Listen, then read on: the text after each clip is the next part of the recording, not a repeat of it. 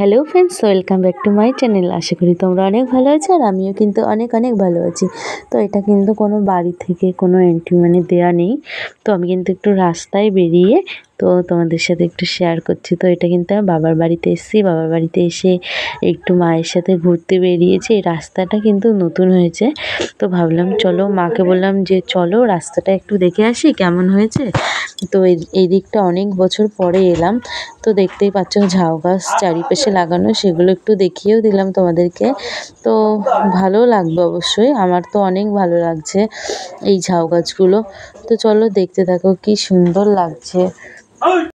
তো তারপরে তো দেখতেই পাচ্ছ আমি এখন কোথায়, টোটো গাড়িতে। তো সন্ধ্যাবেলায় তো বাবার বাড়িতে এসে আমি কিন্তু এখন কোথায় যাচ্ছি, বাজারে যাচ্ছি, সেটাও একটু তোমাদের সাথে শেয়ার করছি। কেন যাচ্ছি সমস্ত কিছু তোমাদেরকে বলবো এবং দেখানোর চেষ্টা করব। তো তোমরা ভিডিওটি স্কিপ না করে কন্টিনিউ দেখতে থাকো, আশা করি ভিডিওটি অনেক অনেক ভালো লাগবে। তো চলো, দেখতেই পাচ্ছ আমি আর বাজারের মধ্যে এত ভিড় ছিল তো ভিডিও করতে পারিনি। তো বাড়ি যাওয়ার সময় এই যে কি বাজারগুলো নিয়েছিলাম, তো ব্যাগটাই শুধু দেখাচ্ছি।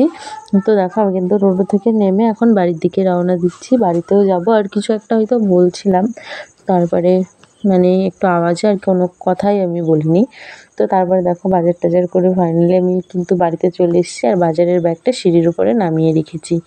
তো কিছু কথা অনেক কিছুই বলছিলাম যে কে বলবো, কি বানাবো, কি করব, সেগুলো তো সমস্ত কিছু তোমাদেরকে বললাম শেয়ার করব। তোমরা কন্টিনিউ ভিডিওটি দেখো। আর বাড়ি এসে দেখি সোনা বাবা বাড়িতে নেই। তো সোনা বাবাকে রেখে কিন্তু আমি বাজারে গেছিলাম, ওকে রেখেই গেছিলাম, ও ঠাম্মির কাছে ছিল। তো এসে আমি ডাকাডাকি করছি, সেগুলোই বলছি যে সোনা তাহলে হয়তো মাঠে ঘুরতে গেছে। তারপরে আমি দু একটা রিলস বানালাম, বানানোর পর দেখি সোনা আসছে মাঠ থেকে। তো দেখো সন্ধ্যাবেলা এগুলো দেখে কিন্তু তোমরা অলরেডি টের পেয়েই গেছো কি হবে এটা দিয়ে। তো তোমরাই বলো, রাইস হবে না বিরিয়ানি হবে? তো অবশ্যই কমেন্ট করো।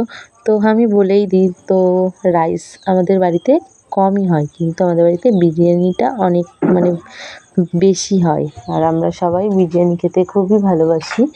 তো চলো, আর বিরিয়ানি কে করবে সেটাও তোমাদের সাথে শেয়ার করছি। তো আমি হেল্পার আর রাঁধুনি ওই যে। তো দেখতেই পাচ্ছ রাঁধুনি, তোমরা দোকানের মানে যে বিরিয়ানি খাও তার থেকেও সুন্দর বিরিয়ানি করে আমার বৌদিমণি।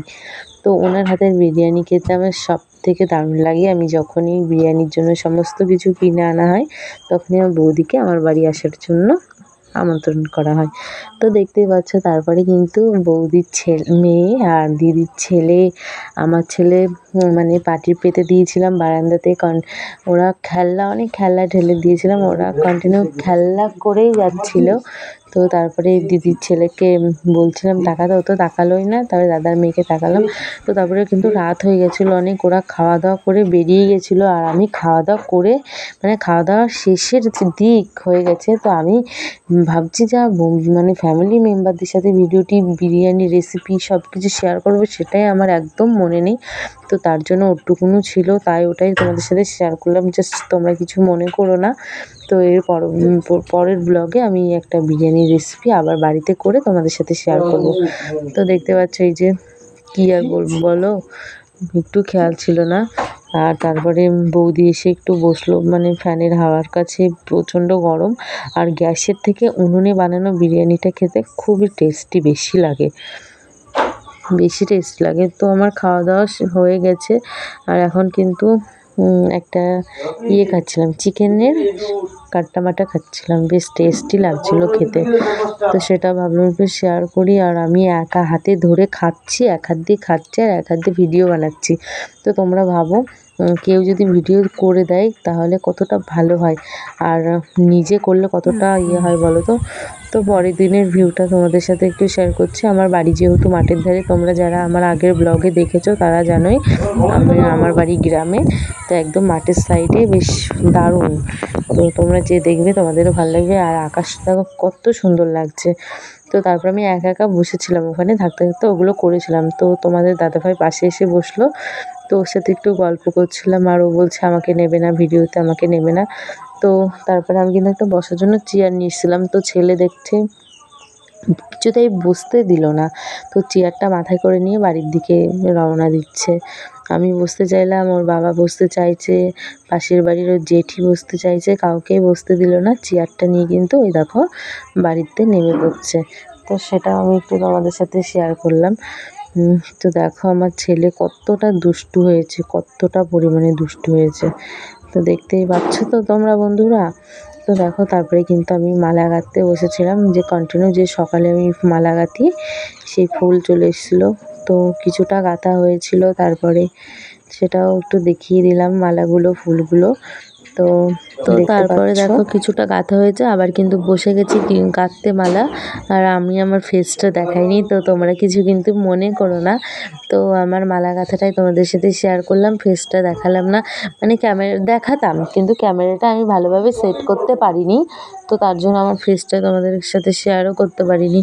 এই রকম হয়েছে, তোমরা এইরকম একটু ম্যানেজ করে প্লিজ দেখো ভিডিওটা, তো অনেক ভালো লাগবে। আর তোমরা যদি আমাকে কমেন্ট বক্সে কমেন্ট করে জানাও যে দিদিভাই তুমি কন্টিনিউ ব্লগ ভিডিও ছাড়ো, তাহলে কিন্তু আমি ব্লগ ভিডিও দেওয়ার চেষ্টা করব। আর তোমরা যদি কমেন্ট না করো তাহলে কিন্তু আমার একটুও ইচ্ছা হবে না যে আমি কন্টিনিউ ব্লগ ভিডিও দিই। মাসে একটা কি দুটো ব্লগ ছাড়বো, এরকমটাই হবে। তো আমি ব্লগ ভিডিও খুবই কম ছাড়ি, কারণ তোমরা ব্লগগুলো আমার দেখো না, শর্ট ভিডিও সুন্দর দেখো, তো ব্লগ ট্লগ তোমরা দেখো না। তো দেখতেই পাচ্ছ মালা গাঁথা কমপ্লিট করে রেডি হয়ে নিয়েছি। এখন আমি রেডি হয়ে কোথায় যাব সেটা কি তোমরা জানতে চাও? আমি এখন রেডি হয়ে কোথায় যাব? তো একটা ব্যাগ নিয়ে নিয়েছি দেখতেই পাচ্ছ, আর একটা বড় ব্যাগ নিয়ে নিয়েছি, তার মধ্যে রয়েছে জামা কাপড়। আমি কিন্তু আজকে কোথাও কোনো পার্কে কিংবা কফি হাউসে কোনো জায়গাতেই যাচ্ছি না, কোনো কেনাকাটাও করতে যাচ্ছি না। তো আজকে আমি যাচ্ছি কোথায় সেটা অবশ্যই তোমরা ভিডিওটা দেখো, আরও সবটাই জানতে পারবে আমি কোথায় যাচ্ছি। তো লাস্টে চশমাটা পরেছিলাম না, আবার মনে পড়ে গেল, আবার ঘরের থেকে চশমাটা বের করে এনে পরে ভিডিওতে দেখছি যে আমাকে কেমন লাগছে। তো চলো ফাইনালি কিন্তু বড়বাবুর বাইকে উঠে গেছি, উঠে পড়ছি, আর তোমরা দেখতেই পেলে। তো তারপরে কিন্তু ভিডিওর মধ্যে শুনতেও পেলে ও মৌ। তো আমি যখন ভিডিওটা এডিট করছিলাম তখন আমার বড়বাবু ডাকছিল, তো আবার এডিট করা বন্ধ দিয়ে তার কাছে ছুটে চলে গেছিলাম কি বলছে শোনার জন্য। আমি এডিট করতে ভিডিও আমার প্রচুর প্রবলেম হয়, আমি যখনই এডিট করতে বসি তখনই ছেলে থাকে আবার বড় থাকে দুজনা। তো দেখতেই পাচ্ছ বাইকে করে কিন্তু পৌঁছেও গেছি আমাদের বঙ্কিমনগর স্টেশনে। তো ওভারব্রিজ পার হতে গেলে দুটো ব্যাগ ছিল, ছেলে ছিল, তো পার হতে প্রচণ্ড কষ্ট হয়ে যেত। তো ও পাশেও গ্যারেজ আছে, এই পাশেও গ্যারেজ আছে, তো এটা দিয়ে গেলে আমার বেশি সুবিধা হয়, ওভারব্রিজটা পার করতে হয় না, যেটা মানে প্রচণ্ড খাটনি। তো ও কিন্তু ছেলেকে কোলে নিয়ে আসছিল, আর আমি কিন্তু দুটো ব্যাগ নিয়ে আসছিলাম। আর একটু ভিডিও করতে করতে অনেক কষ্ট করে ভিডিও করতে হয় আমার কোনো কেউ ধরে দেওয়ার লোক নেই, কেউ এক ফোঁটা হেল্পও করার লোক নেই, আমাকে নিজেই নিজের ভিডিও বানাতে হয়। তো দেখতে পাচ্ছ বঙ্কিমনগর স্টেশন দেখতে পাচ্ছ, আর এই যে ট্রেন অবশেষে ঢুকেও গেছে অপেক্ষা করে থেকে। তো ট্রেনটা থামলেই এখন আমরা ট্রেনে উঠে যাব কোথায়? আমরা এখন যাব আমার ননদের বাড়িতে। তো ননদের বাড়ি কোথায় অনেকে কি জানতেও চাইবে যে দিদিভাই তোমার ননদের বাড়ি কোথায়? তো ননদের বাড়ি কিন্তু গেদে স্টেশন। তো এই দেখো লাস্ট সীমান্তর গেদে। তো দেখো ট্রেনের মধ্যে উঠেও কিন্তু একটু ভিডিও করে নিলাম তোমাদের দাদাভাইয়ের। আর এই যে এটাও কিন্তু আমি একাই করেছি, যে সবসময় তোমাদের দাদাভাইকেই ট্রেনের মধ্যে দেখাচ্ছি, তোমরা ভাববে যে দিদিভাই কোথায়, দিদিভাই কোথায়। তো ভাবলাম একটু ভিডিও করি, বরকে বলছিলাম যে একটু করে দাও।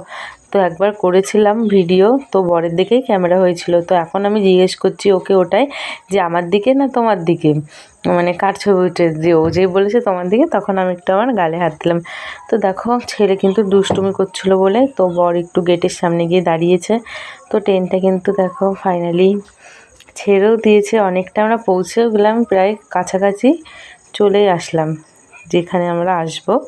তো ননদ বাড়ি কোথায় সেটা তো তোমাদের সাথে শেয়ার করলাম, তোমরা জানতেও চাইবে অনেকে, বলেও দিলাম। আর একবারও বলি, আমার ননদ বাড়ি কিন্তু গেদে।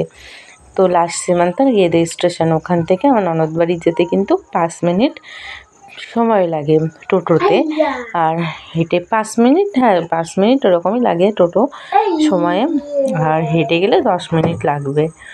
তো ওখানে একটু ট্রেন থেমেছে, তো এটা কিন্তু তোমার মাঝদা স্টেশন ছিল, আমার ছোটো ননদের ওঠার কথা ছিল এই ট্রেনটায়, তো ওই ট্রেনটা মিস্টেক হয়ে গেছে বলে এই ট্রেনটা ধরতে পারিনি, ওরা এর পরের ট্রেনে আসবে। তো আমি কিন্তু ভিডিওটা এডিট করছি, পাশে সোনা রয়েছে, সোনা মুখে প্রচণ্ড আওয়াজ করছে।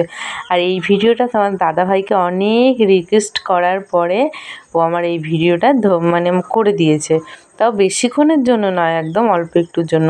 তো তারপরে কিন্তু আমিও আমার ফেসটা দেখিয়ে দিলাম সামনে ট্রেনের মধ্যে। তো ট্রেন থেকে নেমে আমি আর ভিডিও করিনি। তো দেখতে পাচ্ছ ফাইনালি কিন্তু আমি আমার ননদ বাড়িতে চলে আসলাম। তো দেখে নাও, আর কি আর বলবো। ও জাস্ট ট্রেন যেই গেদে স্টেশনে নেমেছি তোমাদের দাদাভাই প্রচণ্ড রাগ করছিল যে ভিডিও করা বন্ধ করো, করো, তার জন্য আর করিনি। তো দেখতেই পাচ্ছ চেঞ্জ হয়ে নিয়েছি, আর প্রচণ্ড গরম লাগছিলো, ঘাম মুছছিলাম ওভাবে। তো পরের দিন আবার চলে এসেছি। তো পরের দিন দেখো আবারও মানে বাড়ি যাওয়ার জন্য রওনা দিয়েছি গেদে স্টেশনে। দেখতেই পাচ্ছ ছেলে আর বর দুজনা হেঁটে যাচ্ছে, আর আমি ক্যামেরা করতে করতে যাচ্ছি। তো আমার ননদও ছিল স্টেশনে, ও টিকিট কাটছিল। আমাদের ট্রেনটা পাওয়া খুব টাফ ব্যাপার ছিল। তো টোটোওয়ালা আসতে প্রচণ্ড দেরি করছিল বলে তো ননদ বলল যে হচ্ছে তোমরা টোটোয় আসো, আমি টিকিটটা কেটে নিই। ট্রেনটা ছিল দুটোই, তো আমি পরের দিন দুটো ট্রেনটা ধরে কিন্তু চলে এসেছি।